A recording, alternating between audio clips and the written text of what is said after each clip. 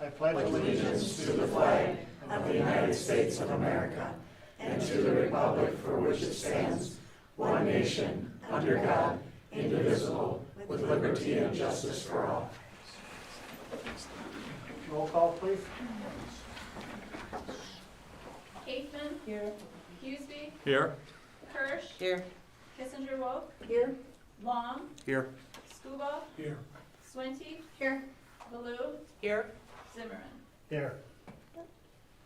We have a quorum. So next item is to adopt the agenda as presented. I'd entertain a motion to adopt the agenda. I so move, Screwball. Seconded, Kirsch. Second. Motion is second to approve the agenda as presented. Any discussion? Hearing none, all those in favor signify by saying aye. Aye. Opposed? Motion carries. Staff recognition. Okay, this should be good. Don't blame me, Margie. My eyes. Margie Welke has been working with and supporting students at Kinship for several years. She serves as a mentor to children. This year, she also has taken on the role of helping transport students to Kinship to make sure they can take advantage of the support available to families. She serves as a great model of collaboration, providing the opportunity for students to access resources in the community. She has developed deep connections that increase the trust and engagement of families with the school. Thank you, Margie. And if you'd come forward, please.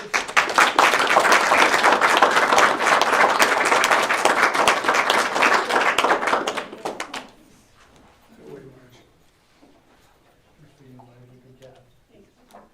Thank you. And I'll give it to her. Thank you. You're welcome. Blush real nice, Blush. Blush. That's because I had a swim. You're hearing is fine.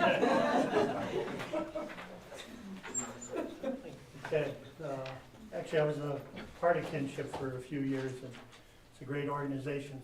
Thanks for working with me. Okay, next is RVA discussion. So tonight we have, we're happy to welcome Charlie Hackle and Kathy Alexander. So Charlie is the I guess executive director, the title of RVA, and Kathy is their high school principal. They're going to present, and I outlined in your board some of the benefits and why we're exploring this option of having a partnership and joining RVA. And they're going to explain some of the finer details of that and how the school district of Tomahawk would be, in a good place to be an affiliate member or move forward with a consortium member at some point with RVA. So I'll turn it over to Charlie and Kathy. Okay. Thank you very much, Wendell, and good evening, school board members. Thanks for the invitation here, administration, too. My name is Charlie Hackle. I'm administrator there at the Rose Virtual Academy Charter School. We're out of Medford, so just down the road from you. Kathy's here with us tonight, too, if we have any questions as we go through tonight's presentation. So thanks again for inviting us. The presentation before you speaks for itself, but a little history here. Back in 2004, I was serving as an assistant principal at the Medford Middle School, and a couple school district administrators and school boards just west of here, Prentice, Rib Lake, Medford, Colby, and Abbotsford got together, and we were seeing kids who were leaving our school districts choosing to open enroll out of our school districts. If you remember back that far, open enrollment was kind of a new thing. Parents had a choice for 3 weeks in February to choose to send their kids wherever they wanted to go. Wisconsin legislators had adopted some charter school laws allowing for charter schools to open.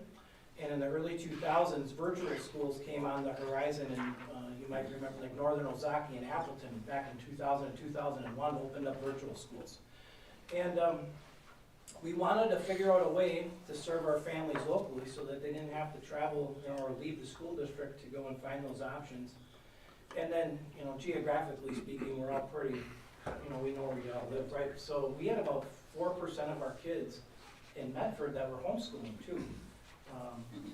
Medford's, there's only 3 school districts in Taylor County. Medford's the biggest one, and there's national forest everywhere, and families weren't sending their kids even on the yellow school bus to come into the buildings back then. So RVA was started as a K-8 virtual school as a way to help serve our local families so they didn't have to go somewhere else. And the reason I give you that history, and it was a school board like yours that gave me this opportunity. They said, hey, you're an assistant principal, why don't you try this? And I did, I found it. And I also knew that kids in a traditional school setting, it wasn't always the best fit for them either. And families were looking for options back then too. So fast forward now about 20 years, the philosophy of the RVA started as a consortium of school districts wanting to work together to serve our local kids. And we worked together so that if Medford started a virtual school, we aren't going to be stealing kids from Colby and Prentice and our neighbors, right? That was the reason behind it, working together. We could all work together. So as Colleen has this slide presentation here before us, so she goes to the next slide, you'll see that philosophy of working together with school districts now has expanded to about 65 school districts across the state of Wisconsin. And you'll see Tomahawk's part of the donut in the middle. And most of the school districts around Tomahawk here are already part of this consortium. If you look there in the middle, it's Tomahawk, Merrill, Wassa, DC Everest, and Marathon there are in the middle left. And our board works together with school districts who don't already have a virtual school option.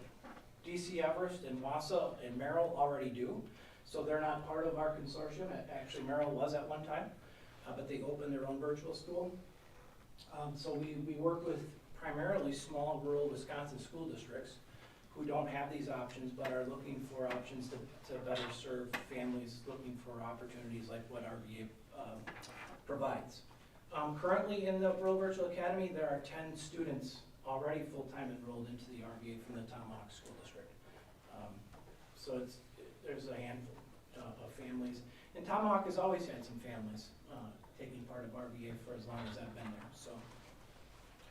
So on the next slide, you'll see RVA started really small and it's grown. We serve about 2,200 kids now statewide. Roughly half of those kids come out of that map, out of that consortium. So about half of the kids in our full-time virtual school come out of the shaded-in districts in the state. And as you know, there's 421 school districts or something in the state of Wisconsin. We work with 65 of them. So about 1,100 kids come out of that consortium pool, and then the rest of them still have to open enrollment. And we serve children from preschool all the way up through, we have an 18 to 21-year-old special education program in the RVA school as well. And you can see on the slide there before you, on the bullets on the right, what are some of the things that kids get when they come to RVA. It's as time has gone on and as technologies have improved and whatnot, kids get a really, it's not a brick and mortar education. It's much more flexible, but I would argue anymore today, it's just as well rounded. We put together field trips just about any day of the week. There's face-to-face get-togethers. We serve about 16,000 kids at different field trips and events throughout the year. We have learning centers established in our brick and mortar schools where kids who are doing online learning in the community can come into the buildings and get support in their local buildings, those kinds of things too. And through partnering with RVA as a partner district, if Tomahawk were to do that, another example of that partnership would be, it would allow Tomahawk resident students to be able to be on Tomahawk sports teams. It would allow them to come in and take some classes in the building as well. And keep our kids local, keep our arms wrapped around them. If Tomahawk were to partner with us, the students who are enrolled in the RVA and whose parents would choose to be part of this consortium, then they would be earning a Tomahawk School Board issued diploma as well. So the same type of academic rigors and expectations that are for any student in the Tomahawk Senior High School would also need to be met by students in the Rural Virtual Academy of Tomahawk then as well. So you would feel comfortable in knowing that kids would be getting parallel credentials and parallel academic experiences. I won't spend a lot of time on all those bullets, but one of the questions that school boards have historically asked me, and sometimes this is a fear of teachers too when we partner, is that, geez, are all the kids gonna want to go to RVA? It's something new, it's a new shiny object. And I would tell you that over the 20 years that I've been tracking, we would expect at a maximum about 1.6% of the population of any given school district to enroll in RVA. But as you can tell from those bar graphs, it wildly varies by district size. And you can't read it, but those school districts are stacked from the largest to the smallest. Stevens Point is our largest school district, right, 7,000 kids. They have very few kids in the RVA, because they have more local options and choices for parents in a school district that size. And as you travel down smaller, Mercer, tiny, right, 200 kids in their district, White Lake, tiny, we serve more. And the reason is largely because those school districts have fewer options. So they want to be able to provide these options to those families to give them more local choice. On the next slide, working with RVA is not just a full-time virtual school solution. So once a school district starts to partner with us, we take all of the tools that come in RVA, the online learning systems, online course content, for example, professional development, and we bring that into the brick and mortar classrooms for all the teachers in our traditional school environments to also use with all kids. And we call that arm of our operations, RVA, is called District Connect. And there on the right, you can see the things that District Connect provides. We provide anything from summer school solutions. RVA runs a month, our teachers in RVA have 220-day long contracts, so they're required to teach through the month of June. So we run credit advancement as well as credit recovery courses through June in high school. It's highly popular in our consortium, especially the credit advancements ones. But we provide lots of other options for our brick and mortar school districts to take advantage of as well.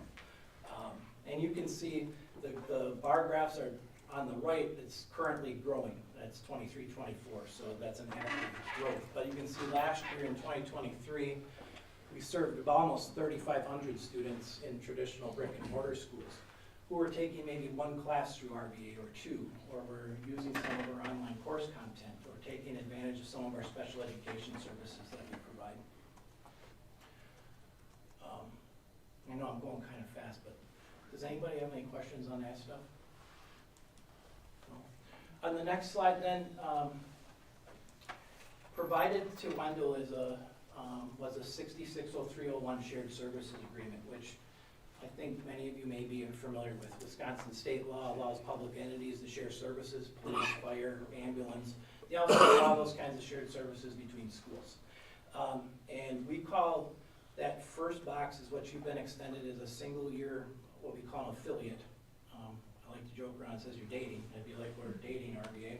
And you get a 1-year chance to try working with RVA. And the RVA board sees if working with Tomahawk's a good fit, and you obviously get to see if working with RVA is a good fit. And after 1 year, you can say, hey, this wasn't a great deal. We want to go our own ways and do something different. Or after year 1, you can apply to become an invested member, which we would say like tying the knot and getting married. That's when we get a multi-year agreement. Most of the partners, if you go back to that map, most of them are all multi-year invested members, which is up to a 5-year long contract. And that's when we literally open an RVA school here in Tomahawk. So when kids enroll in that school for pupil funding and pupil counts, it's literally a charter school here in Tomahawk. Kids are truly local at that point. So, and with each of those agreements comes a tuition benefit or a fiscal benefit to you. In the first year, we give you a discounted rate over what's called open enrollment. Right now, when the students from Tomahawk choose to enroll in RVA, they have to file what's called open enrollment paperwork to the Medford Area Public School District.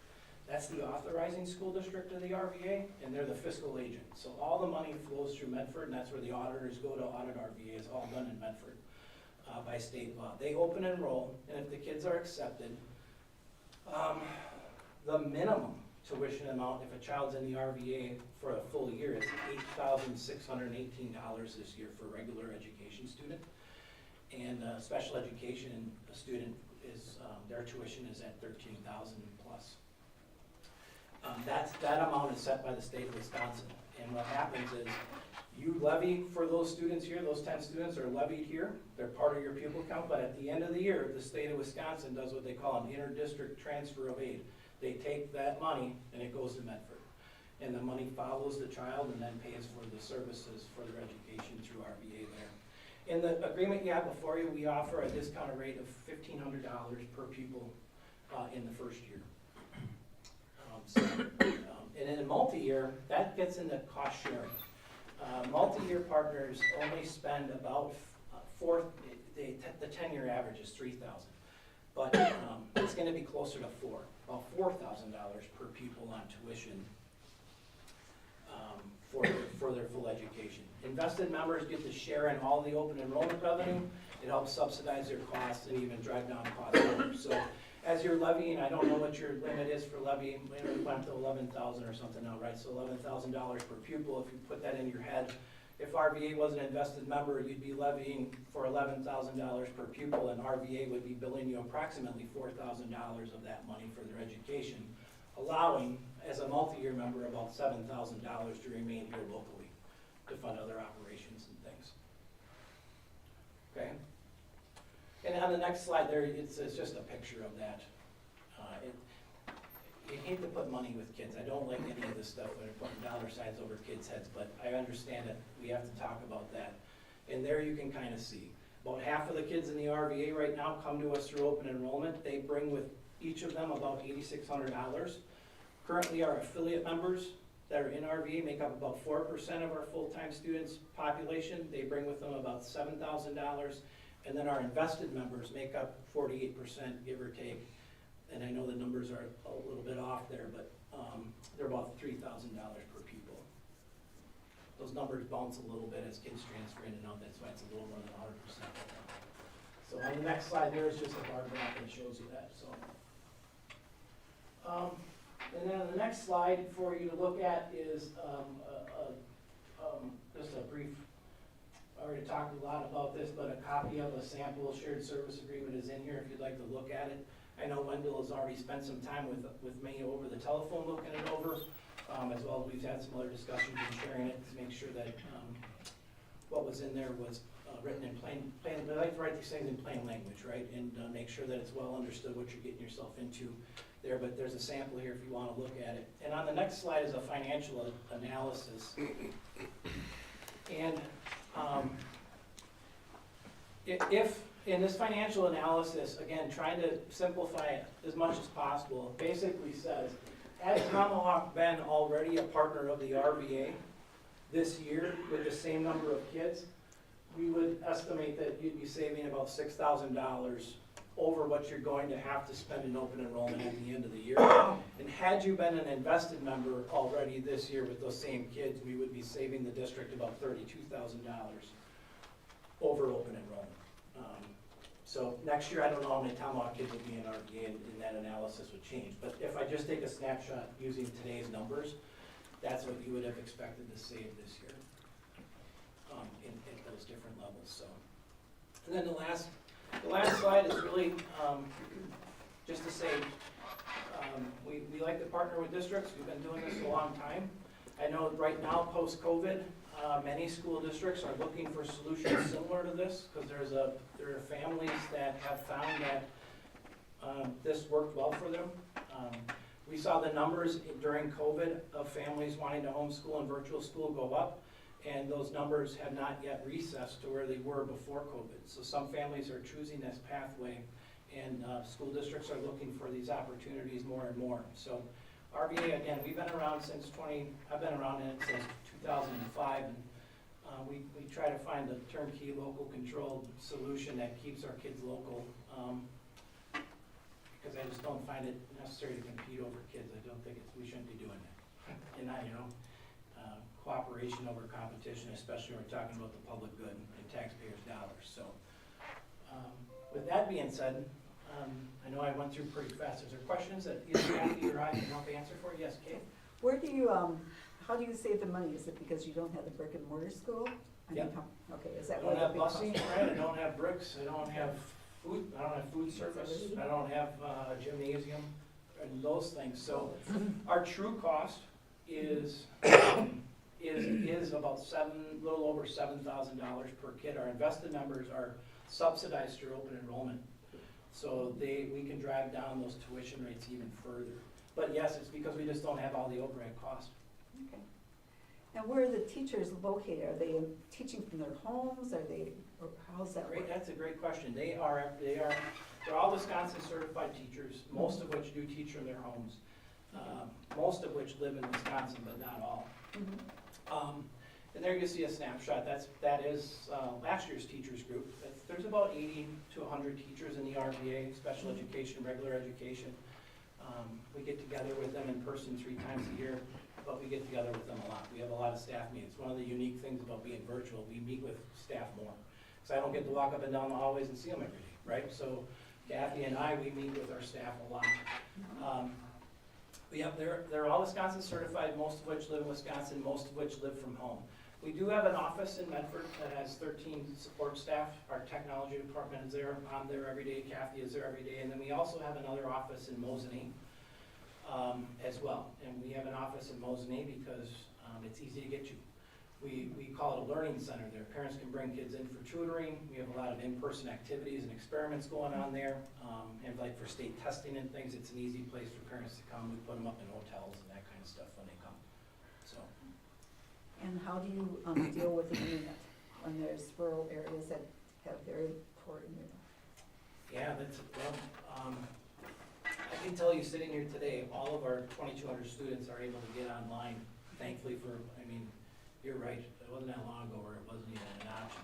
We subsidize parents with a $360 internet reimbursement throughout the year. So when you enroll your family or child into the RVA, you get $360 reimbursed to you literally in a check. $180 after first semester, $180 after second semester to help pay for whatever internet services you might need for your home. And to date, everybody that we have in school is able to get it. One of the, not to go down this rabbit hole too far, but RVA is not just online either. In K-8, we offer book-based curriculums options that are completely offline for families to pick and choose from, and I didn't go into a lot of that. But it's not just you come to RVA, you get this one curriculum choice. We've got a wide spectrum, everything from books and offline, which looks like correspondence courses in the old days a little bit. Kids upload their assignments on to teachers and that kind of stuff, and they meet with teachers periodically, all the way to fully online with live daily direct instruction with teachers. So that looks very much like brick and mortar teaching. You show up for class at 8 o'clock, go to geometry class with your geometry teacher. Parents can pick and choose within that wide array of what they want. In elementary school, it's not uncommon at all for a mom to say, I'd like to do most of the day with my child, but I'd like you to teach them English, right? That kind of stuff. So we offer a wide range. So that's not to say everybody's not online. Parents get email accounts. Parents are expected to be checking their email on a daily basis in our school, so they have to be online, but not all the school day is necessarily online. How do you do the testing with all of your students? State testing. So our partner districts, Proctor, part of the tuition break that you get is to help us with some of the services. So if Tomahawk partners with us and gets a $1,500 per pupil break in year 1, that's in exchange for you helping us with a couple things. One of them is state testing. So Tomahawk children don't have to travel far then to go to state testing. They don't have to travel to Mosinee. They can come here into the building and take those state tests. With their peers or in a special? It's up to you. Okay. It's completely up to you. I would tell you the best formula is to make the kids feel welcome, serve them hot lunch, give them a tour of the building, show them everything you've got, because many of the children in the RVA have never been in your buildings before, right? They don't know what's all in here. So treat them like they're part of your family, give them a good experience. And sometimes I would say don't isolate them in a room and make them feel like they're different, because then that's how they feel. But if you can bring them into the fold and make them feel like they're part of the Tomahawk family, that's the way to do it. Our open enrolled families, we have to proctor that. So they usually travel to Mosinee and we put them in hotels and we have a pizza party and they get a pool party. We try to incentivize them to come to state testing and make it more than just about the state test. But RVA staff have to take care of the open enrolled kids. And then do you post those results, like our district has to post? Yeah. Same thing, You'll so we can find those? You would find the RVA's report card housed underneath the Medford School District. If you have too few kids testing, like 10 in Tomahawk, the DPI doesn't publish results below, I think, is it 20 academic year students? You have to have a minimum of 20 students in your school in order to produce a report card, otherwise it's too small a data set. So what DPI has done is they've generally funneled the school report card data just to the Medford. So if you were out on the WISE, the public portal to look up school report cards, when you went to Medford, you look at, you'd see an RVA report card there. And we've met or exceeded expectations, I don't know, last 4 or 5 years. I mean, you can go back and look. Yeah, our families come to us. Part of the deal with coming to a virtual school, our legislators, in my opinion, got it right, in that they said families can have this choice to publicly educate their children from home as long as they meet the expectations of the school. And if they don't meet the expectations of the school, we're legally obligated to remand them back to their resident district for placement elsewhere. We don't have to do it very much. Less than 2% of our K-8 kids get remanded back, because families that want this choice, by and large, want absolutely what's best for their children, right? They're not looking to, they're not trying to not get their children educated or not give them kids a great experience. High school, if the kids try to dodge truancy or they try to dodge coming into a building and they try RVA, we run 3-week grade reports, Kathy? 4 weeks? Kids get a warning letter. Wendell and the administrators in Tomahawk will see those warning letters too. They're gonna know which kids in Tomahawk are not getting done, and then within the quarter, they're remanded back, so we don't want kids getting credit deficient. There too, our return rate, if you will, is, do you know what it was last year, Kathy, approximately at the high school level? Pretty low. Maybe 6%. 6% for high school students. So we take expelled children though too, you know, we take kids that have fallen on hard knocks, you know, that maybe need a second chance and can't get a second chance here for whatever reason. So we work with school districts and our partners to help those kids and those families out too. But if they're not cutting it at home and they're dodging education, they'll be sent back and they're gonna have to come back into the building or find another choice, because we're not here to hide kids from not getting educated. You said that on the state testing, that the scores meet or exceed the state requirements. Do you have any data on how the testing scores compare to other students in that facility? For example, in Medford, how does the Medford kids in this building, their scores compare to the ones that are not in the building? Do you have any data on that? Just what the state report card shows, it's year to year. You know, Medford has 2 elementaries, a middle and a high school too, and some years will be higher than some, will be lower than others. It has a lot to do with the population of kids that are, as you know, what's coming through. And in RVA, we'll get families that choose to opt out more than in brick and mortar. Parents have the right to opt out of state tests in Wisconsin. Many of the families in RVA who choose these options, they know that. But overall, I think you can see that if you were to lay it out over a 10-year period, it's meet expectations. And it has a lot to do with the body of students that are coming in to take our tests in any given year. Okay. If you you're issuing a Tomahawk High School diploma, do you anticipate any courses or coursework that we require as a district that you do not offer? Great question. And what, Kathy, how would you answer that? So we would follow the Tomahawk graduation requirements that are in board policy, which might look different than what the Tomahawk High School students follow from like their senior course guidebook, things like that. So if there's specific courses listed in that guidebook that RVA doesn't offer, we meet with the administrative team in Tomahawk to find a comparable course that would meet those requirements, and we, you know, and we come to an agreement. We have a really vast course catalog, so we can usually find a very comparable course, things like that. But we also appreciate the flexibility of what's listed in board policy, because sometimes there's unique situations where we can't offer if you have a specific, you know, entrepreneur class that kids have to go on site to something like that our virtual kids can't do. We find something else to replace it with. You may have shared it, and I didn't understand it. How do we deal with technical education courses and lab courses that are, you know, hands-on chemistry, Yeah. hands-on biology? So by partnering, one option is our students can come in building to take up to half their classes in building as long as space is available in building, and that it works with the student's schedule and the in-building admin team approves it. Another option though is most I'd say about 99% of our high school students are in the daily live instruction classes, and they're doing virtual labs and think very comparable to what's happening in brick and mortar schools, so. How do you advertise to our district, to our students? Is it passive? Is it active? How do you interface with us as a district? However you'd want us to. We have to market, believe it or not, when you go to DPI with the charter schools, part of your appropriations has to be for marketing. So we have to make families aware of options, that's part of the deal.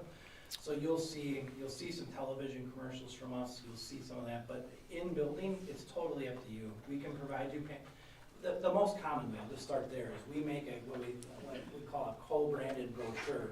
It's in the blue and gold colors of Tomahawk, and it would say Tomahawk RVA, and it would be heavy Tomahawk on the inside. And and I would say our high school counseling offices hold those, because that's where a lot of kids and families come to see. They get a co-branded brochure that says, hey, this is another option that we have here in Tomahawk that we can provide to you. But we've done everything from open houses in districts to brochures to, we hold open houses online with families, whatever you feel most comfortable with, or nothing. So. Have you seen, after RBA is put in place and it's successful, what's the impact on the resident teaching staff? Decreases? What's the impact on our faculty, on our staff and faculty? It's, with the exception of Antigo, who's going through, and I don't call that because of RBA, right? There's school districts that are struggling to bring in teachers. I don't think it has anything to do with RBA. We've been a bastion for school districts like that to be able to take on kids who can't find teachers. But we've yet to see a district need to reduce staff because of RBA. Because on average, we'd see 1%, 2% of the kids across pre-K-12 in the district coming in. And in like Tomahawk's case, there's already 10 kids in the RBA that aren't already in your building. So although I don't have my crystal ball, bro, I would say from over the last 20 years, I don't anticipate there to be a negative impact. Charlie, could you talk about a little bit, say we had an opportunity where, we need a staff member there, but they're a .75 and we can't fill it. How would RBA be able to allow us to make that a 1.0, and where's the advantage in that partnership? Can you speak to that a little bit? Absolutely. Not to get too weedy, but we do that a lot. And we offer a $5,000 per teacher per year credit to districts who have a teacher in their building teaching online for RBA for a period. It's $5,000 per teacher per period per year. So if a district has 2 openings and it fits into the master schedule that we need that section of whatever that teacher teaches, we give the districts back a $5,000 per teacher per year credit for sharing staff that way. I'm sorry. As far as governance is concerned, are we your boss and we fire you when we choose to? Yeah, everybody's my boss, yeah. Thank you, I mean, seriously. We have our RVA has a charter school governance board, okay? And on that board is made up of 9 members, same like this. 2 from large school districts, 2 from medium-sized school districts, 2 from small. And then there's 3 permanent seats. There's a parent on that board, there's a teacher on that board, and then the Medford Area Public School District has a board member from their board, actually, sits on the RVA Charter School Governance Board. So they're our first line of operations. I go through them to approve budgets and hiring and all that. But then because Medford's the fiscal agent, everything also goes to that board for like dual approval. And all the employees of the RVA are employees of the Medford Area Public School District. We're, as the way the charter is written, we're an instrumentality of the Medford School District, and that means that all employees are Medford School District employees. I'll call it student learning liability. It rests with RVA, not with the Tomahawk School Board? Correct. Yeah, if we're not doing our job with you, you could fire us by not renewing that contract. Yeah, absolutely. I hope that never happens. It hasn't happened, but yeah, absolutely. I hold the bag on all of that. things don't go good fiscally, academically, parent satisfaction, my name's on, you'll read my letter to the community. I accepted that honor and that opportunity in that role. Yep. If we get to a year where we have no students participating or enrolled in our RVA, there's no cost to our district, but we still retain our, if we are a consortium member, we would retain our consortium membership, correct? That is 100% correct, Wendell, and thank you for bringing that up. The intention of these contracts is to save taxpayer dollars, not in any way for RVA to make money. I don't make more money, I don't make a commission or something. As I told Wendell, my bottle of Advil just gets bigger as the more districts we work with. But neither Kathy and I don't. If under the formularies that we have, it would look like it would have been better off if you not partner with us. We waive all the fees and we reduce costs so that you save money regardless. And I asked Wendell to go out and talk to all the superintendents around the area and work with us for proof of that. Absolutely. My promise to you is on the line, and I know that as a superintendent, Wendell doesn't want to be offering up too bad solutions either, and I wouldn't do that to him, nor would I do it to any of you as school board members who are taking a risk on this. So I wouldn't tell you, I can tell you you're gonna save money, because I've made that promise over 20 years now to all the districts that I've had the privilege to work with, about 20 years, and that's the goal here. Give kids an awesome education, give families choice that they're looking for, and let's pool our tax dollars together so that we're not competing over kids. And let's all save our dollars and put it towards education in the best way we can. So thanks for bringing it up. So you mentioned that Merrill was with you at one point in time, and then they went off and did their own. Correct. Why do you feel that they did that versus Money. being?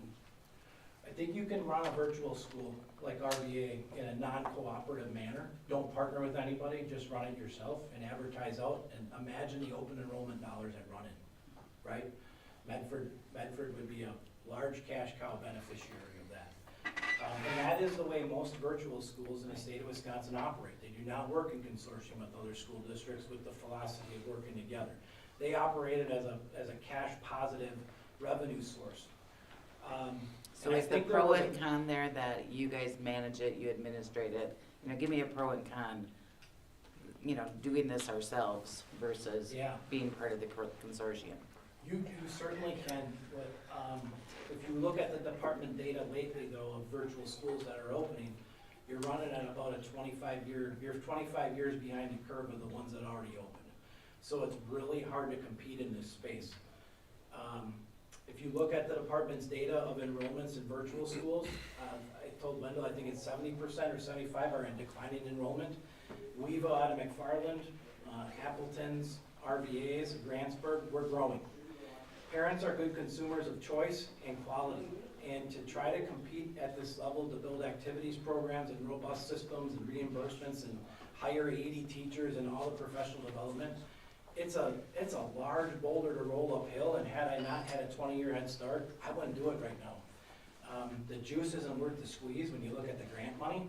That's the simplest way to put it. I sit on the Charter School Advisory Council at DPI, and I see the stipulations that come now with the grant money. It's not, to me, it's not worth the squeeze. But to say that you don't have an outstanding staff and that you couldn't do it too, I would never say that. I'm sure you could. I'm just saying that's a big rock to roll uphill, and it's a big risk for a school board to take. For exchange, if you're an invested partner, to make about the same profit, if you will, that you would by doing it yourself. If we hold at about a $4,000 tuition rate per kid, and you're getting 11, that's $7,000 per kid profit. If you're an invested member here, you'd be lucky to be able to clear that if you ran it yourself anyway. So the idea of this is through profit sharing or sharing of revenue dollars.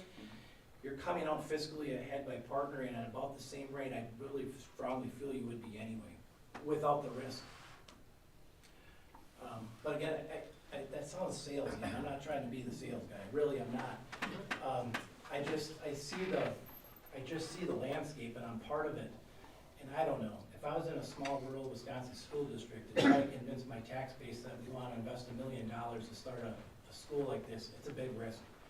It's a big risk, and you gotta be willing to, take that and explain it to people, because you can lose money on it too, right? If you hire teachers and the kids don't show, well, now you're negative.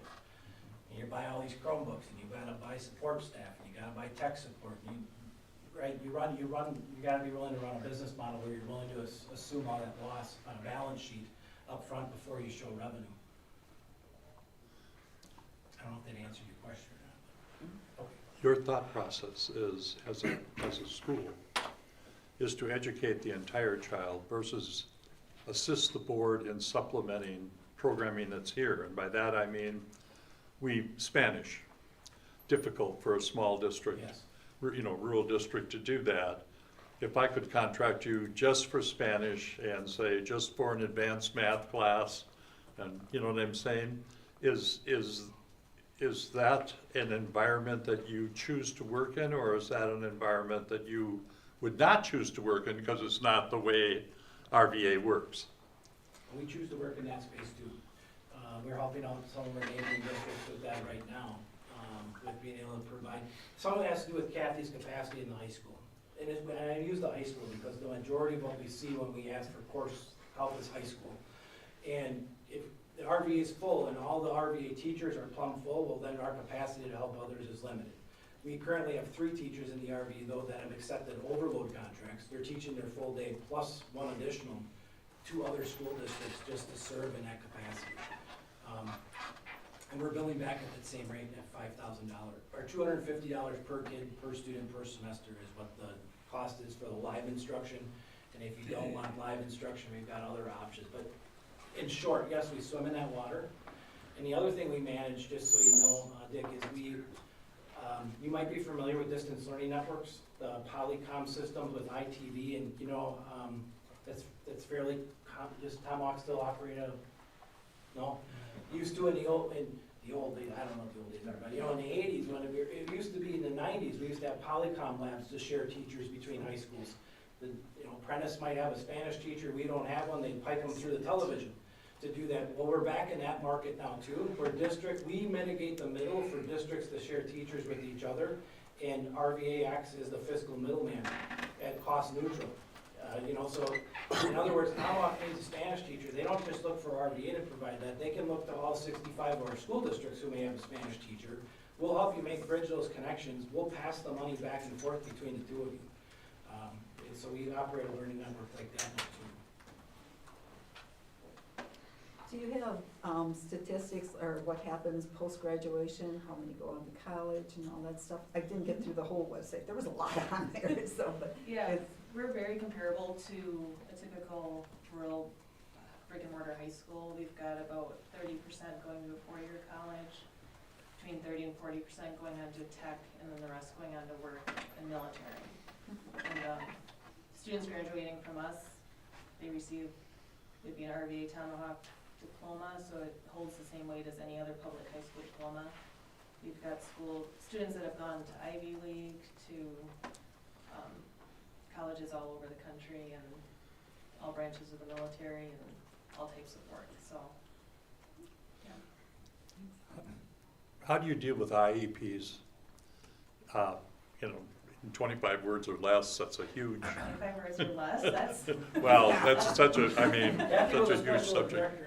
Director of Special Education in School Psych, that's a great one for you.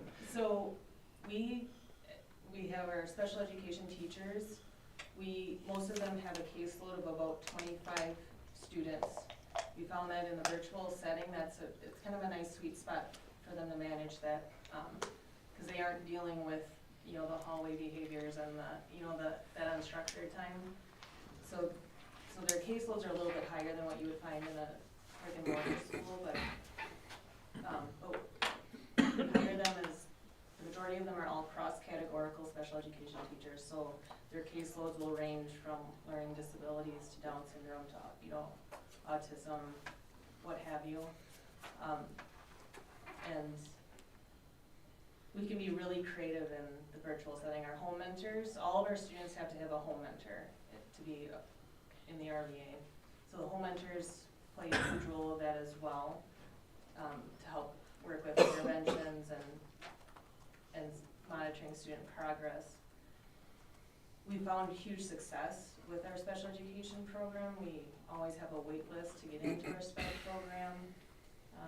We find students are really successful because they don't have the distractors or the triggers and things that might be causing them more challenges in a brick and mortar setting. Or we might be able, if they're medically fragile, we can take them in during those times with the goal of returning them back in the building when they're able to do so as well too. So, when they come to us, it doesn't mean they're in with us forever always either. So I don't know if that answers your question, but we also have speech therapists, physical therapists. We contract with vision impaired teachers. So, yeah. Any other Thank questions? you. Yeah. Anything else that you wanted to say? No, sir. Okay, thank you. Well, it's on the agenda to take action on joining the consortium for 24-25. So I would entertain a motion to join the RVA consortium for 24-25 school year. I so move, Scobah. Second? I'll second Falou. Okay, a motion is second to join the RVA consortium for the 24-25 school year. Any further discussion? I think it's important that someone in our district has a very strong relationship with RVA, and that might be a committee of people, but during this year, I think we want to be, I'm gonna use the word critical in a positive way. We want to be critical of the relationship to make sure we're understanding as a district its impact not only on our students, but on our faculty and on our community in general, I mean, our community in whole. So we don't have to do that tonight, but that would just be a recommendation on my part that somehow we'd have I'll call it an oversight group or whatever it might be. I'm not sure how, and you probably are aware of how we might do that. That would just be a suggestion on my part. Okay, thanks, Dick. Anyone else? Are we going as an affiliate or investment? Affiliate for the first year, that would be the initial step, and then after that year, we make a determination. Anything else? Okay, I have a motion and a second to join the RVA consortium for 24-25 school year. All those in favor signify by saying aye. Aye. Opposed? Motion carries. So we're in. Thank you. Thank Forward to you. working with you. I wonder, Thank you. so that starts with the calendar, with the School year. School year. We'll talk later, but does that, the way summer school is counted, would we start during summer school? Or would that be summer school in 24-25? 24-25, yeah. It's, your contract starts July 1, that's my July fiscal 1. year, yeah. Okay, that's what the question was. Okay, next item is the district administrator's report. Wendell? All right, so, first of all, I just want to start out by thanking Charlie and Kathy for being here tonight. Thank you guys for voting the way you did on this. This was obviously recommended by me for approval, and I think it's a partnership that's been a long time in the coming. And I'm pretty excited about the opportunities that lie ahead with what we're able to do with that. So, so thank you for that. Couple of exciting things, I think, finally all coming together and that I can finally report out on. As most of you know and have been aware, our school app has been available on the App Store for a couple of weeks. We officially launched it just in terms of advertising it for download. I feel that we've got the vast majority of the bugs worked out. There will always be a couple of little things that we come across to tweak and make sure are up and up, but that app works hand in hand with our website. So typically if we run into a situation with the app, it's because there's something along the lines where a person's classified in the wrong category or something on our website, directory information, that sort of thing. So those two things are through the same developer and the same company manages both of them. I sent out an email late yesterday afternoon to all of our internal staff, and then it went out today to all of our families throughout the district. You can see it directs them to the website where there's instructions on how to download the app. And then we'll be putting that out on social media, or that should go out either this evening or tomorrow sometime. So beyond that, it'll be just paper copies, word of mouth, and some additional advertising. I'll talk a little bit about it when I go on WJGQ tomorrow as well, but we'd like to get the word out about this app as much as we can, just because there's so many great opportunities for communication and easy communication. And I think it's something as we go back and look at what we learned from our community during the referendum, and also from our community during our survey last year. One of it is easy access to communication, calendars being one, menus, lunch menus, all these things. Websites are, they're easy, but they're bulky. There's a lot of clicks to get where you need to go, and sometimes you need to find it. And this is sort of that one-stop shop, easy way. You're one click away from being able to communicate with the person you want to communicate with, or to be able to explore our district and who's teaching what, or even to look at some of those options through the quick links and other pieces that we can control what's in there, and then advertising, give people quick access to that. So I think it's going to be a really great tool for our district, for our community, and anybody you talk to, please try to get the word out as much as we can to download the app. Just one additional comment, I think, from my view, You got it, I'll help you. this is an alternative What is this thing? to being within the district. As we advertise this is an alternative to being in the district. We RVA. want to promote the district, and if you're in this district as a student, and you do not have any special requirements or needs, this is the place we want you to be. We want you to be in these buildings on a full-time basis. However, it is a wonderful alternative, it's a fantastic alternative for those who have a specific need, okay, that this district cannot meet. Right. My own view is we don't want to put this out as an equal, the education is equal, but we don't want to put this out as, you should all rush to the RVA because you can stay at home. I'm liking it to home workers, you know? Everybody with COVID loves staying at home, and now we can't get them back in, even though we've learned a lot of things about workers from home. Yeah. So I'm just saying, I think it's important that we don't advertise this as an alternative to in-person, I agree. if you know what I'm saying. Am I making myself clear? Yep, very much, yep.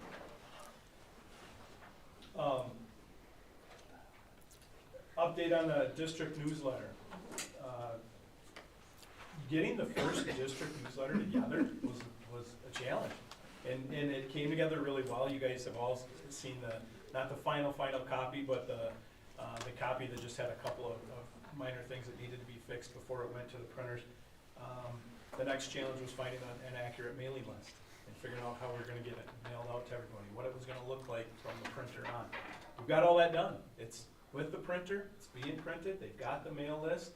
I believe the mail list that we have will probably be reusable for next year when we start to do some, re-advertising of the upcoming referendum and that sort of thing. So we're in a good place there. Some good things have come out of that, but that should be, timeline-wise, I would say with the next seven days, maybe 10 days tops, we'll be hitting mailboxes. We'll be printed, sorted to the post office, and then getting out to everybody. So that goes to every mail address throughout our district, from north to south, east to west. So shouldn't have a lot of overlap with our neighboring districts. It should be pretty accurate with the list that we have, but there might be a little bit. So I'm excited to get that out. And then in there was some, just to mention it briefly, there was some information about, obviously, our budget, taxes, where we were with the levy. There's also, if you check our website under the district tab in the budget section, we finally have a document on there that breaks down a tax statement for folks and helps to try to explain how school tax is calculated, how their whole tax bill is on there. So coming up in December, as we get into tax season, we'll be promoting that a little bit too, but I tried to include as much as I could in the newsletter, not knowing how those timelines would overlap. Third thing I'm really excited about, Dan Ryder, high school counselor, approached Colleen and I a while back and wanted to start to pursue something that would honor our veterans, our THS alum that are veterans or active service members and that sort of thing. So we pulled together a committee. We had some conversations internally. We pulled together a committee with some leaders from our local veterans organization. So Jerry Johnson stepped up, and Bob Sword stepped up, and so did Tom Peterson. We met as a committee to start to plan what this could look like, how we would fund it, what we would do to advertise it. Colleen put together a really easy to use form, which we'll be sticking out there and promoting. You'll see if you go to our website, there should be a pop-up that jumps up there with a link to this, so anybody that just goes to our website will see how to easily nominate or, you know, to recommend, I guess it's not nominate, but to put somebody in, you know, for this recognition. And as we start to gather names, hopefully by spring, we'll have everything pulled together, and we'll start that, and that'll be updated every year. The other thing, it's the very first quick link we use, so if you have the app on your phone and you hit quick links, you're gonna see that that's right there. So we can advertise it that way, super easy for anybody to go on and, well, I shouldn't say that. If Tim, better show me how. technology, if you're technology savvy, but if you're not technology savvy, you can call district office, give us a name, stop in, fill out a form, and we can do it that way as well. So hopefully we have all bases covered, but I'm really excited about this project. I think it's gonna be a really great collaboration with our local veterans and organizations in particular. And as you can see, you know, the middle school did a wonderful job. Stacy did a great job of pulling together the Veterans Day Assembly. A lot of great comments as I was out there just talking with our local vets on how we work with them, how we promote, you know, the armed forces and the sacrifices that were made, and how we work with them is very much appreciated. I hear a lot of great comments on it, and not just with that, but with Red, White, Blue in the spring, and now with a project like this, I just think it goes to reinforce those relationships that we have, and very important in our community. So So one excited second, about Colleen, that. I will also check old yearbooks for our schools during the World War I and World War II, if you're looking for that data. Okay. A lot of it goes into the yearbooks to recognize people going into service, and I'll dig that out for you. And then the last thing I had on my list is just an update on some open positions that we have. We internally posted for the elementary principal position, so we'll be setting up some interviews for our candidates that applied there. So I'll be pulling together a team of educators. We'll have our personnel committee like we have had in the past with admin positions, and also our admin team, and we'll get those scheduled. And then the closing on our community education program coordinator, again, that was reposted as a flexible or the option to be full-time, has dramatically increased the number of applicants we've had. So I feel like we've got, you know, a good selection there, so I'll start to pull that committee, that interview panel back together, and we'll find a date that we can take care of those. But I'm hoping by, if everything works out, by the December regular board meeting, I'll have a recommendation for the potentially both and a community education program coordinator in particular. I think we'll be ready to make a recommendation on that one for sure. And that is all I have. Any questions for Wendell? Cold coffee with Q-Go. Well, you know, it went. It was good. We had, you know, it hosted us at the Kinship House. We had a small number that show up, which I think That's new. in our community, we always know that if you know, people are showing up, it's often not to sing your accolades, it's to show up because they have an axe to grind or some complaints, so I take that as a good thing. But that's something we'll continue to do, whether we get a lot of participation or not. And we'll kind of move our locations and maybe try some different times too. Maybe we need to do some evening times. I don't know how many evening coffee drinkers I get, but we'll call it something else. But anyway, we might try some different times and see if we can, you know, get some folks that want to stop in. Okay. Anything else for Wendell? Okay, next is the staff reports. We have two individuals that are gonna report to the board. Ryan Flynn, you're gonna go first? Sure. Want me to stand up so everyone can see me? I gotta get up all the way either way. So first off, I promise I voted for all you guys, doing my civic duty. But with that being said, here is the activities director's report. So essentially my fall was very much with the season, it was transition. There was a lot of transition this fall between coaches switching out, stuff happening, that unforeseen circumstances, things like that. So, and then obviously with me coming in this new role. I can't remember the last time I had to work that hard on a daily basis where I went home and I kind of looked at my wife and said, you know what, I'm going to sleep.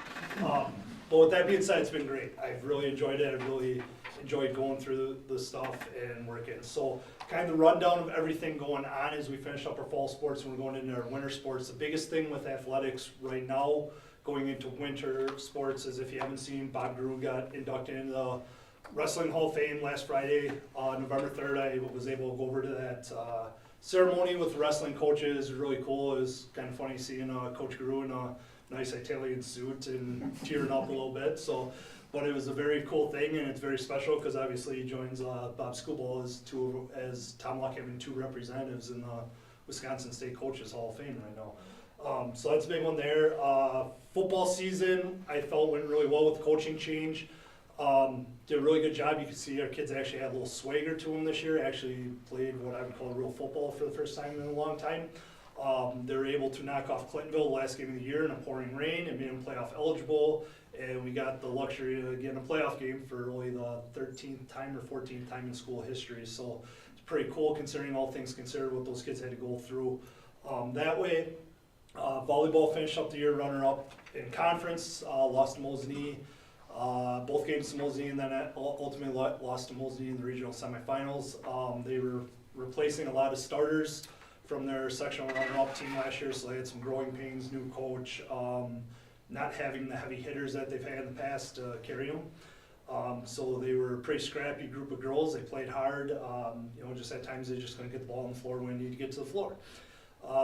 Cross country, the girls cross country team finally brought back the GNC championship back to Tomahawk. Obviously our long history of cross country program. Medford had won it the last 6 years on the girls side. The girls were able to knock them off, and they missed going to state by 5 points at the sectional. The boys finished 3rd in conference, missing Rhinelander by a point. So they had a good day, just a couple runners, shave time, they would have been runner up. That was good. And then last sport for high school, swimming. Paige DeKeep represented us at State Friday. She took 4th and 7th. She also, in her final high school event, rebroke her record in the 100 butterfly, so she shaved time off that for the record board. And Paige will be swimming collegiately at UW Green Bay next fall. So Paige finished out a nice career. We had a nice little send-off for her, pep rally last Thursday, send her off. And then with that goes into the activities part of that, because that's just athletics. This is everything under. So activities then, esports. We have 3 individuals going to the state tournament December 2nd in Plymouth. John Feltes, Tanner Cruz, and I'm gonna miss. Sam Kurth. They qualified individually for their esports game they played. The team's actually playing tonight in their second round playoff game. If they win that, the team qualifies for the state tournament also. So they're doing really well. Was able to go down and catch a game. They're a fun group of kids. You can tell they really care about what they're doing. One Act Play performs tomorrow at 10:30. It's their 8th trip to state in a row.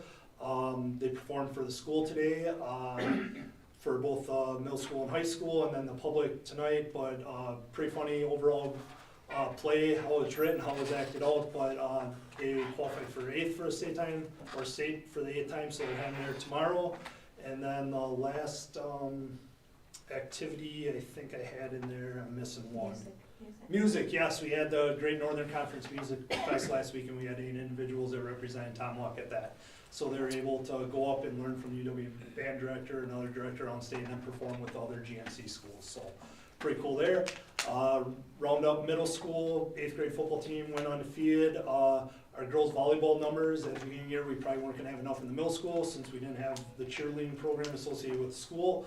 A lot of those girls that were in cheerleading actually went back out for volleyball, and were able to field enough teams at the middle school level. 2 8th grade teams, we still had 1 7th grade team, but at the beginning of the year, the 7th graders literally had 3 girls. They ended up with 6 or 7 by the end of the year with injuries, but they're at least able to have a 7th grade team. And then middle school cross country, the girls also won the middle school cross country championship this fall for the GNC middle schools, and Charlie Lund was the individual conference champion 7th grader. So we've got another strong group of running hatchets coming up through the middle school ranks right now on the girls side. So that's pretty much everything I got. Winter sports are off to a rocky start like the fall, but we just take it day by day and move forward and figure it out as we go. So that's my report. I mean, if you guys got anything for me, otherwise, like I say, my door's always open. You guys can come talk to me anytime you want. So, Any questions for Ryan? Code of conduct for coaches. yes. I think it's important that you work in that area to make sure that our coaches understand their responsibilities, particularly since, and thank goodness for all of them who have come from the community, to serve as coaches in our district. I'm so thankful for them. But I also think it's important for them to understand their role under the code of conduct for coaching staff. Yeah.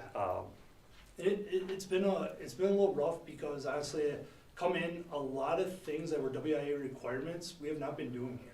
So I've kind of had to come in and ask a lot of people to go above and beyond with stuff, and they get the coach's handbook. And there's been instances this fall where a coach has an issue and come back, and then I pull the coach's handbook. I'm like, here's a rule, like, you signed off on it, you should know it. But with that being said, with our code of conduct on right now, I'm running into a lot of things that need to get updated in that.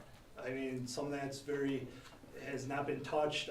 Thankfully, I got these guys behind me that I can bounce ideas off of and window, and we're just making notes, and the goal is to have that updated for next year, and it's more fluent to, 2023 versus, last time it was updated 5 years ago, because obviously since COVID, a lot's changed. How we go about and do stuff's changed. And we gotta make sure we're up to date with that and some of that stuff, so, yep. And the second thing would be, I assume, since we just approved the RVA, and that their students are allowed to participate or are able to, that you'll be having some Yep, and we some actually very worked good with some middle dialogues schooler- with them We worked with some middle regarding schools how middle schoolers this year that were RVA, that were actually competing in our middle school sports, and that's super easy. It's WIA, it's a virtual student form we just fill out, verify they're at RVA and taking their classes, and they're good to go. So, yep. Where do you see areas that you think we need to improve in? So areas we need improvement, if you want my honest opinion, I would really appreciate if our school board would work on some sort of policy with dealing with parents and harassment of coaches. We have a very big issue with, like this fall, I had all the coaches lay out their coaching contact and how to go about contacting them, and some parents just don't do that, and then they break like the coach's 24-hour rule, things like that. So if there's some way to form some sort of buffer for our coaches at times from parents, because a lot of these disgruntled parents that are coming in, it was over playing time, or it was over like, little Sally should be playing here and you just don't know what you're doing, and to me that's not appropriate. So then it gets to a point where our coaches are kind of giving up on coaching certain kids because they just don't want to deal with the parents, and then that doesn't help our other kids. So I don't know how that looks, I don't know what that bite looks like, but if there's some sort of buffer where, like, after you break that, then the next point of contact is you come and directly talk to Ryan, and you can have direct with the coaches. But I mean, that's a really big thing right now, where we're struggling keeping coaches around, because to be honest, they just don't want to deal with parents. They don't want to deal with the parent end, they don't feel protected, they get burnt out really fast, they fight the battle for a little bit, and then they're tired. And then they're like, and it comes to a point where they just go, it's just not worth it, I don't need to add stress in my life, and they move on. And we've lost good coaches even since I've been here on the athletic training side because of that. So, Okay, I don't know how that's gonna look, I don't know how that, That's a good point. reach out to other school districts if they have anything, but we're kinda getting to a point that we need that buffer a little bit more for our Okay. employees up here. That's why we also lose referees. Yeah, same with the officials. I mean, the conference volleyball tournament, it was the second set of the day with Antigo, I had to go over and shush the whole Antigo crowd. I mean, it was literally the second set of the day, and I went up to their crowd and I said, it'd be different if you guys were competing for the conference title, but you guys are sitting in like 5th place, just sit and enjoy your daughters playing. This is their last tournament before playoffs, but it literally was the second set, and the ref stopped the game and pointed out, you can tell them to be quiet or kick them all. I'm like, oh, okay, well, it's 10:50 in the morning, I guess here we go. okay. Well, I guess,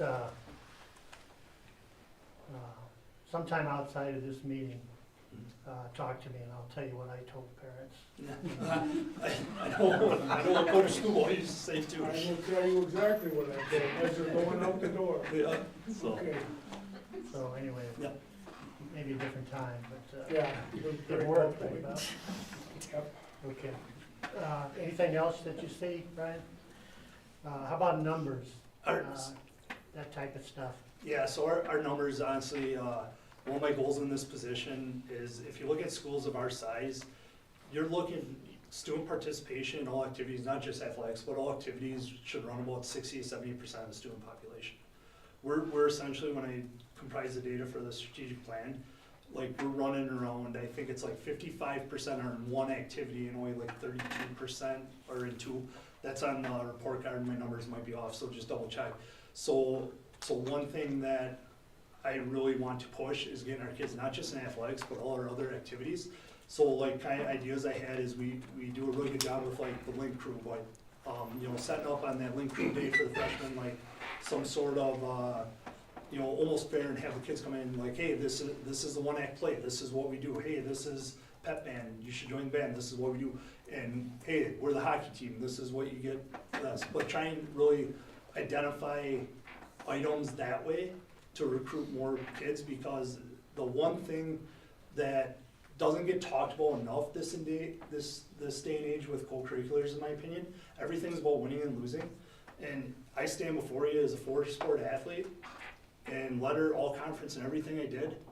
And the only thing that sports got me was it taught me a work ethic, it taught me time management, it taught me how to work for something, it taught me how to set goals. And that's the part that's really getting missed this day and age with this stuff. So I think if we can find ways to get more participation and stuff, A, we're gonna have better rounded students for us, but B, we're also, that winning kind of goes with numbers. You create competition creates winning. You know, so if you get the kids on, they buy in, they get working, we produce a better all-around student. Like I said, you go to adulthood, I'm the example of it. Everything about athletics in high school, but came to college, yeah, I'm good, I'm gonna go work on my education, you know, so. But I also think it helps, I'm speaking specifically on athletics, I suppose, it also helps them to understand and accept loss, and then what they need to do to be successful after that, you know?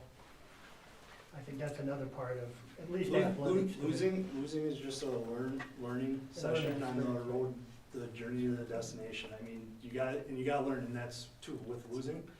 You're gonna go and apply for 60 jobs in your life, you're gonna get turned down for 59 of them. All you need is that one job, and are you gonna quit applying after 10? I mean, my wife's one of those people, she's in a competitive field.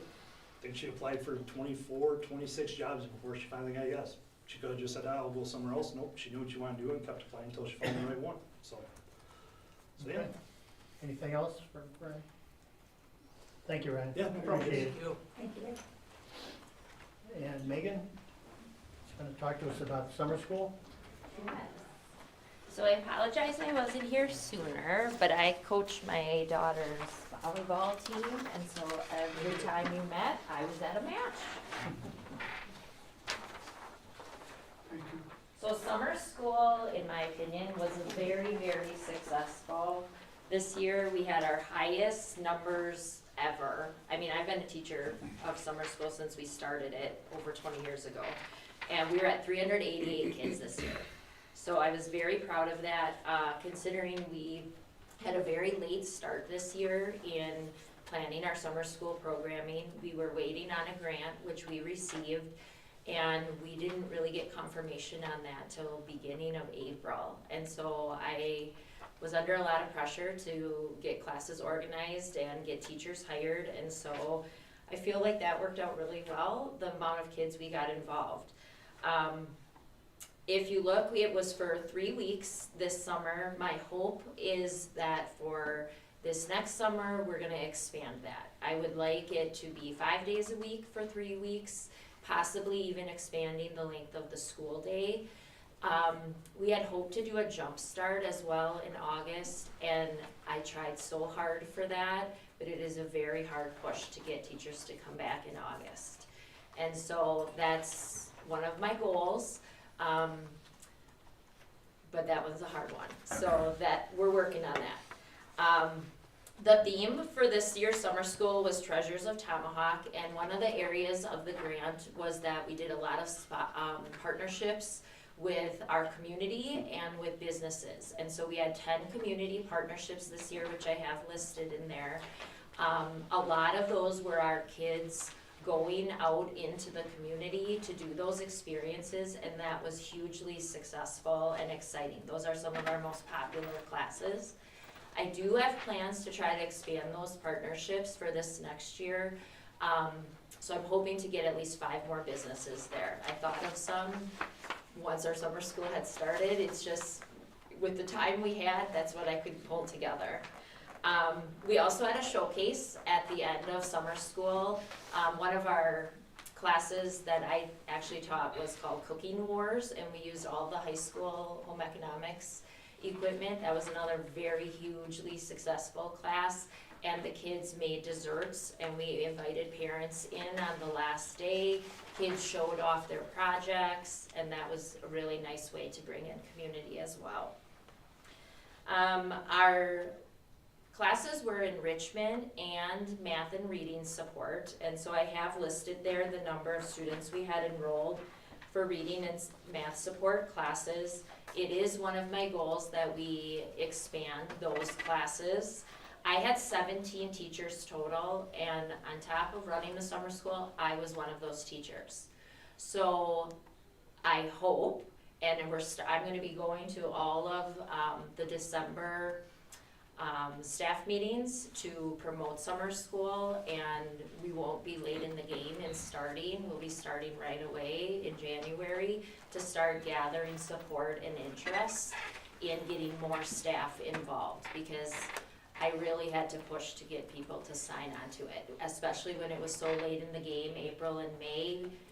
Teachers are burnt out and they're wanting a break, and to come talk to them about, oh, can you stay an extra 3 weeks, is not always everybody's favorite. So one of the things we were able to do to incentivize a little bit was to get a raise for summer school staff, and that had been about 5 years in coming, so that was helpful. So that's how I got a lot of my teachers. We had 33 classes that we offered, that's enrichment and the support classes. And one of the requirements of the grant was having classes that involved social and emotional health. And so we had a yoga class. Next year I'm getting goat yoga. I had that all lined up. It's fabulous, for real. So gonna do that with you. I know. I had it all lined up with a local farm, and then the baby goats were not born at the right time, so I have that for next year. But that was an excellent class. We also had, we had 3 classes that were for social and emotional health, and a lot of them were like ways to be doing coloring and ways to calm yourself down if you're frustrated, and those classes were very popular and filled up quickly. Some of the things we're looking to expand on with our support classes for math and reading.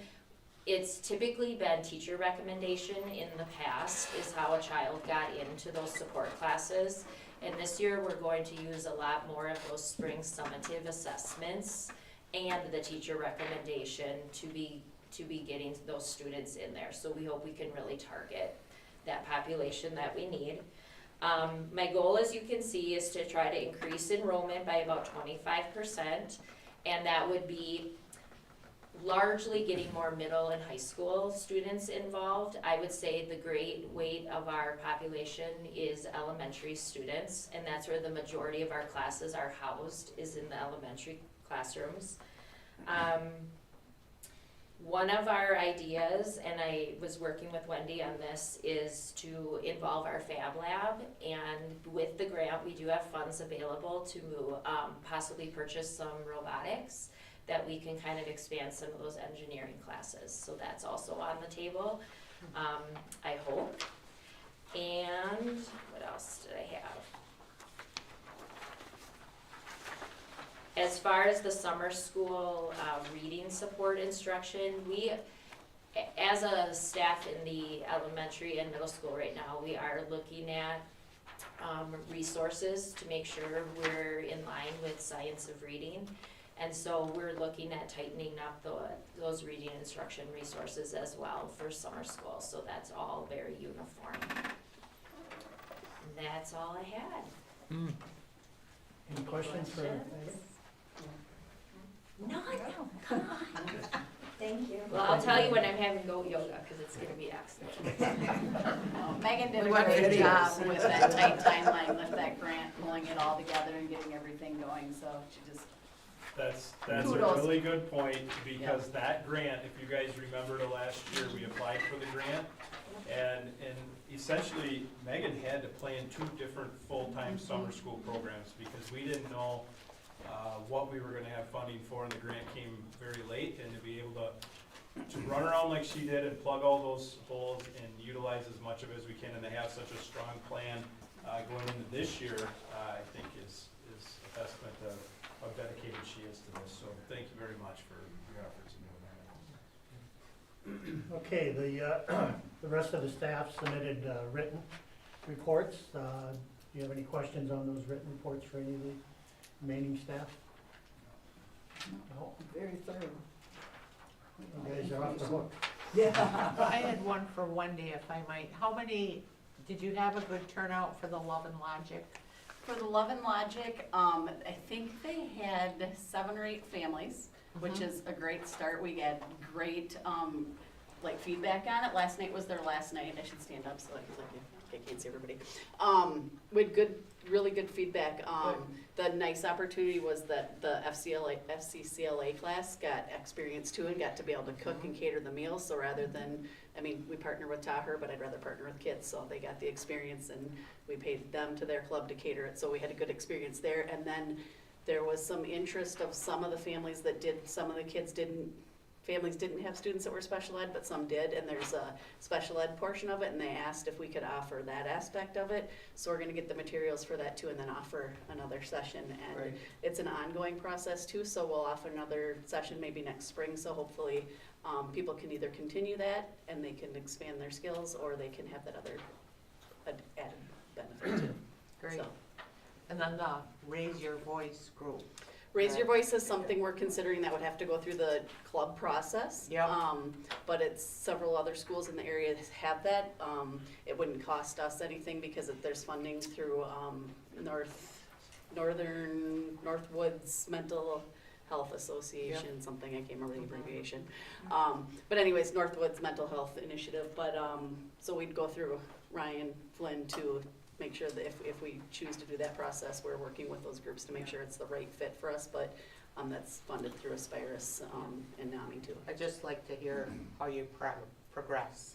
Yep, and we have a couple more events coming up too. In January, we're gonna have a speaker for parent strategies, and then February, I think I finally secured an AODA speaker that we've been working on, so, and then we'll offer another cooking class, so we're trying to keep stuff going at different levels in all the buildings. How And then many we also, showed for that last cooking class? we had 12 sign up, 7 families showed, but again, And then the Ryan story? the Ryan story, we had a presentation for grades 5 through 8, Right. and then 9 through 12, and then we also had a community session too, and I think we had 10 individuals show up. We'll keep offering, and if people come, I do know the more- that was yep. the night with the middle school concert, Yep. so that was difficult, because, Yep. obviously you're gonna go to the concert, and Yeah. I did see too, some community members were Yep. asking Yep. grandparents and stuff, how are you advertising those? We had it nights? on JGQ, we had it in the Leader, we also had it on social media, probably 4 different times, and we also notified all the parents, all families were notified as well, so we did a pretty big push on it, so. Thank you. Any other questions on any of the reports? I just applaud Guy continuing to offer community partnerships or community engagement programming, even though you're having not the success I know you wish you had. Well, we're gonna try another one that Monday after Thanksgiving Yeah. break. After that, I talked to Wendell and he said, well, maybe you try to do a Zoom where they can join and they don't have to leave the home. That might be something I try in December. And You know, the other part is a $50 raffle. I mean, some incentive to be there. A meal sometimes is an incentive. You know, offering a gift of some kind can be an incentive, but we wanted to get more engaged with the community, and if we can engage them as elementary students, hopefully they'll stay engaged all the way through that period of time. So I just don't give up from my standpoint. we had 3 this last time. We had good discussions. It's nice to have people come out and, hopefully, we changed our time a little bit. People thought that maybe if we changed the time, a little earlier, we might get a better turnout, so we'll give it a shot and see. Okay, anyone else? Okay, thank you. Next item is the consent agenda items. They're listed on your sheet, so I'd entertain a motion to approve the consent agenda items as presented. Huseby, so moved. Second? Second, Baloo? Motion is second to approve the consent agenda items as listed. Any discussion? Hearing none, all those in favor signify by saying aye. Aye. Opposed? Motion carries. Okay. First quarter finance report. So the finance report is attached in your board book agenda. We also have hard copies here tonight, and it's on our website on the district tab. If anybody would like to see it, I presented this to the Operations and Finance Committee in an open session meeting, so I won't go through the details of this, but I just will talk about, this is a growing document, which is a good thing. You'll see in addition to, in this document, we try to put some of the recent projects that are either scheduled for completion within the next year or have been completed, and you can see that's a pretty lengthy list. So Arlen's done a magnificent job with getting contractors in here to get to these projects. Many of these took place over the course of the summer. Some of them, happen during the school year if they're outside the building and that sort of thing, or roof jobs. But also to Sandy as well, because not only did we have the funding to complete a lot of this through some of the strategic use with ESSER whenever we could use it, but we did not have to dip into our capital project Fund 46 to take out funds for any of these projects. And they were all actually projects that were on that list approved for that purpose. So good, and good opportunity to just strategically budget for some of these things and make sure that we were getting them accomplished. Then what we will be adding and what the committee had requested is that we provide more data in here that shows trend data. So some of these line items, especially in terms of some of the special ed funding and some of the other things, how are we year to year to year, so that we can show that, not only to our board, but also to our community, and how some of our projects are taking place, and also some of the, we know that sped funding was a big ticket item, and reimbursements from the state was a big ticket item this year when we were talking about the budget. So to be able to see where our budget deficits land in terms of how much we're getting from the state versus how much we're having to pull out of Fund 10 each year, and some of those items will be tracked in this document as we move forward. So Sandy and I will work on that, and for the second quarter report, we'll start to add some of those things in, and it will continue to grow. Any questions on that? Okay, then I'd entertain a motion to approve the first quarter finance report. Long, so moved. Second? Aikman. Okay, motion is second to approve the first quarter finance report. Any discussion? Hearing none, all those in favor signify by saying aye. Aye. Opposed? Motion carries. Next item is approve the revisions to the following policies. Any comments from the policy committee, anyone? Just that these are the last batch of policies you'll see this calendar year. Calendar year, can't wait for the next one. No, this was a large batch, and it took us a long time to get through them. There's over 50 policies, so. These were all the revisions in here. You have the handout that went with it, and did on the committee too, if there's any questions or concerns. I think it was pretty much explained in the. Yeah, Okay. it was good. Okay, then entertain a motion to approve revisions to the policies that are listed. So move Kirsch. Second? I'll second it. Motion is second to approve the policies as listed. Any discussion? Hearing none, all those in favor signify by saying aye. Aye. Opposed? Motion carried. Next item is approve the 23-24 library plan. Okay, so this was a late addition.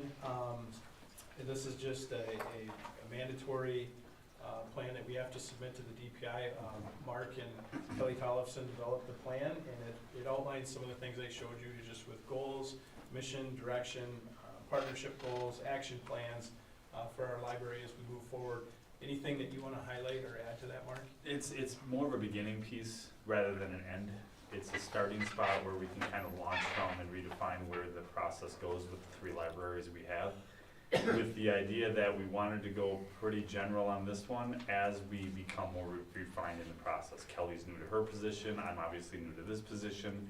So letting her get her feet wet a little bit by using a lot of existing languages in the previous policies, so you're not gonna see many changes. There's been some updates to things that were on the previous one that we actually didn't do, so we've kind of just refreshed it more than anything else. I would expect the next one to have more significant advances than this one does. Okay. Any questions or discussion? And I'd entertain a motion to approve the 23-24 library plan. I'll make a motion to approve the library plan as presented. Second? Long second. Motion a second to approve the 23-24 library plan. Any discussion? Hearing none, all those in favor signify by saying aye. Aye. Opposed, motion carries. Land acquisition discussion. Okay, so attached again to board book there's a couple of aerial photos on there, one of which shows the piece of property directly to the south of our current middle school parking lot. 12-acre patch there that has recently went up for sale. So it ties into our traffic flow continued challenges and limited options as far as how we're going to address the 3 goals that we set out to address when we started those conversations. So one of which was one of the goals is we need to find a lane that separates bus traffic from all other traffic coming in and out of our district. That's goal number 1. For safety purposes, 1 for kids on buses, but 2 to try to help that traffic flow and reduce the congestion of getting around big yellow buses every morning. So the opportunity is potentially there with the purchase of this 12 acres, and it's a twofold thing. One, it would expand our current school forest, which would be a good thing. We do have some funds available to do something in that capacity.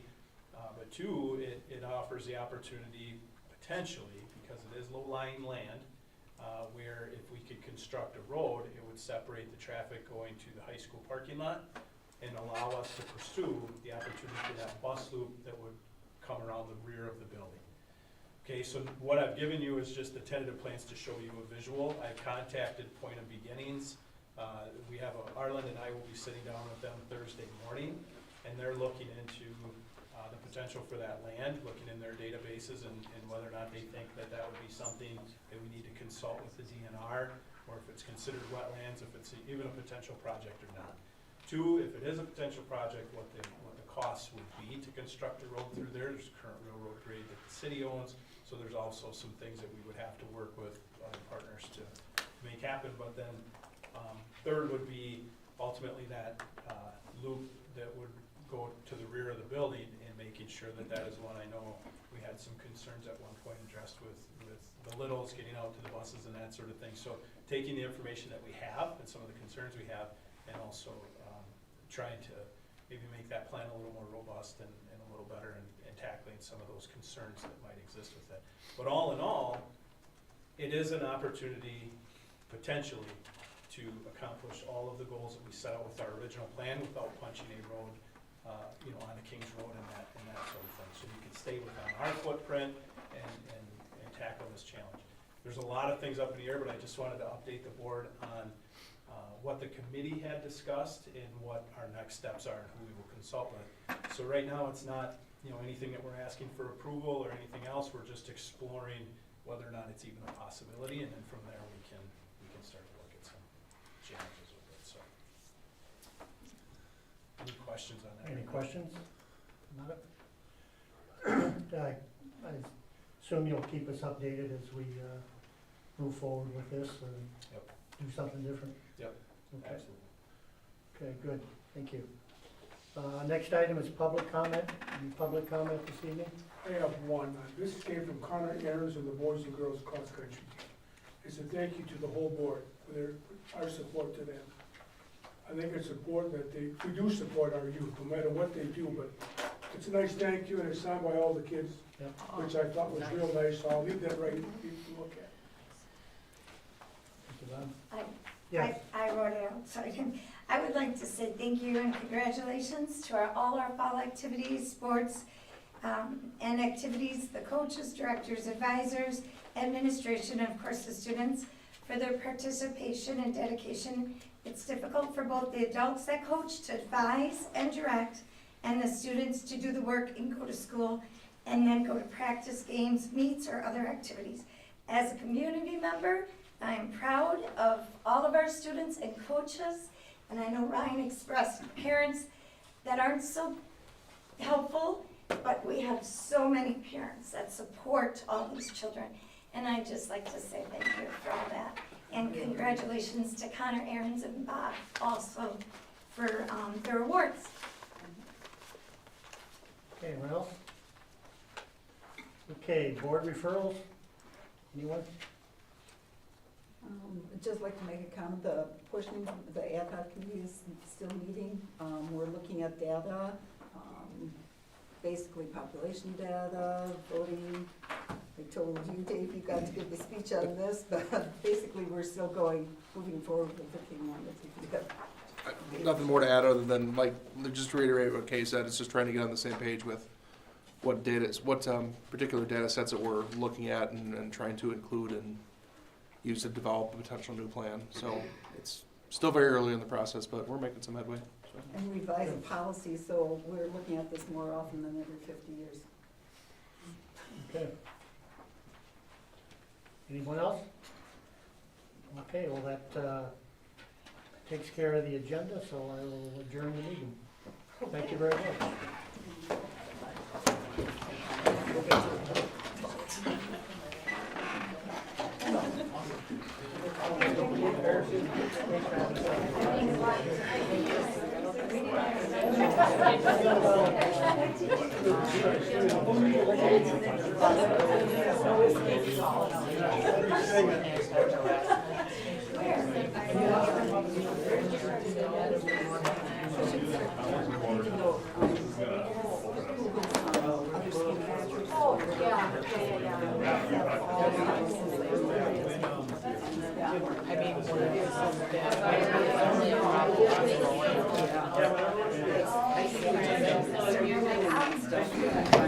I'm gonna Google. Good night, Dick. Yeah, there's pictures. You've not heard of that ever? I'm like, she's in folks. What did Mark say? I'm gonna be there.